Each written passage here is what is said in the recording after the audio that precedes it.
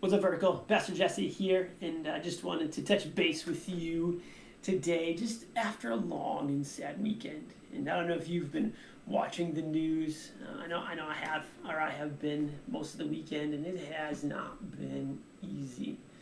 And my heart has been pretty sad, and so I just kind of want to touch base. But even as we back up, even from just this weekend, but look at the even last couple of weeks and months, 2020 has been a hard year. I was reading an article by a guy by the name of David French, and he was just kind of laying out so far what's happened this year, and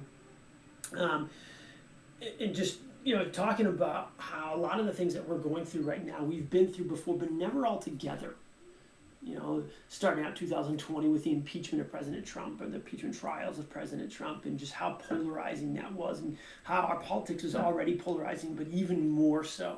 We're not even on the same planet anymore. And then, locally here in Milwaukee, going through the loss of the Miller Coors shooting and just mourning with them. And then the pandemic coming in, and the economic crash that came with it. And just our stability and security have been ripped away from us. And just the anxiety that's caused. And then with the killing of Ahmaud Arbery and of George Floyd, and just how the civil unrest and the racial wounds that's brought up, and then along with that, the peaceful protests and the protests that led to riots and led to looting. Man, it has been a tough year, and really sad. And as I read just a lot of the different things going on, I pretty quickly fall into despair. Sometimes angst, or seasons of anxiety. There have been times of severe anger. There have been a lot of times where I don't fully understand how to feel. I think a lot of you would agree with me on that. And just as we sift through all of these things, all of the moments, all of those things are very real and right. But ultimately, as Christians, we got to take a step back and look at this through the lens and perspective of God. Because God is giving us something on a silver plate right now. I don't think I've ever experienced a season where there has been so much disruption in people's lives than there are right now. Making people uncomfortable, bringing issues to the front, taking away security.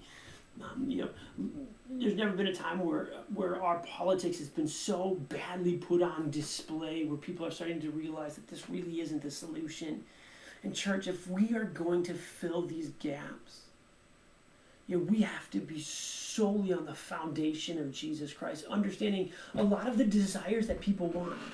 Desires for peace, desires for justice, longing for hope and stability. Those are right feelings.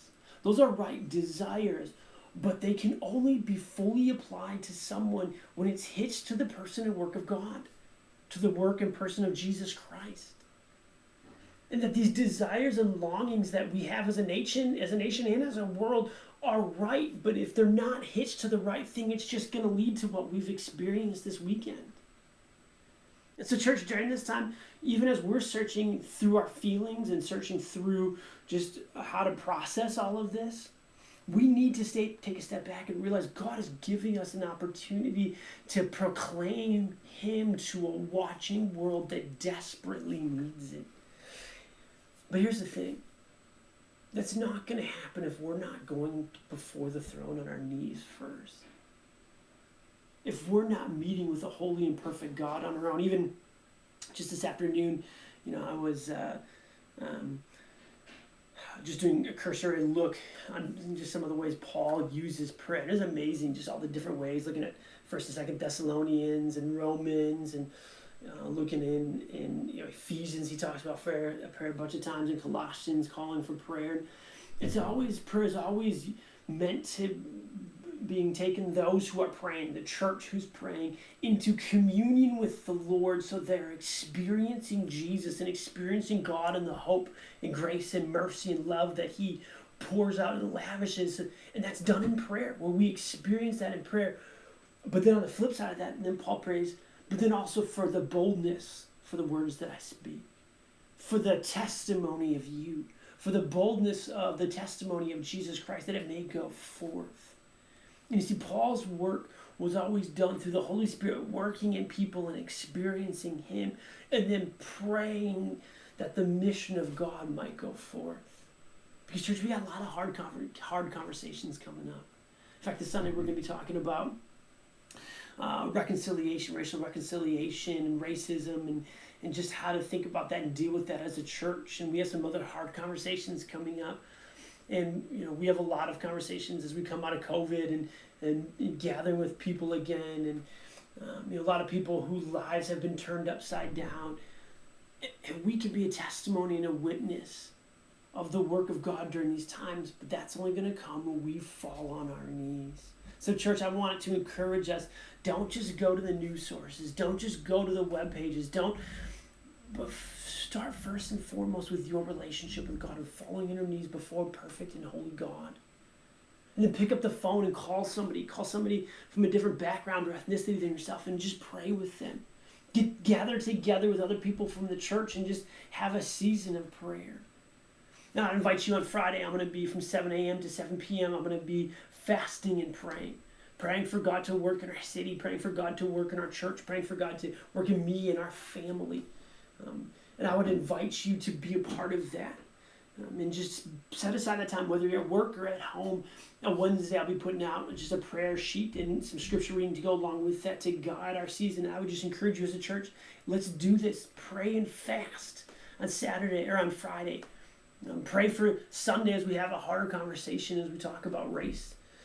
Pray for just what's going on in the cities around us. But you see, God is giving us this opportunity. God is allowing us to be bold witnesses during a really tough time. But if we're going to see Him work, it's going to be because first and foremost we're on our knees before the Lord. And so, church, as we struggle with angst and anxiety and anger and lostness,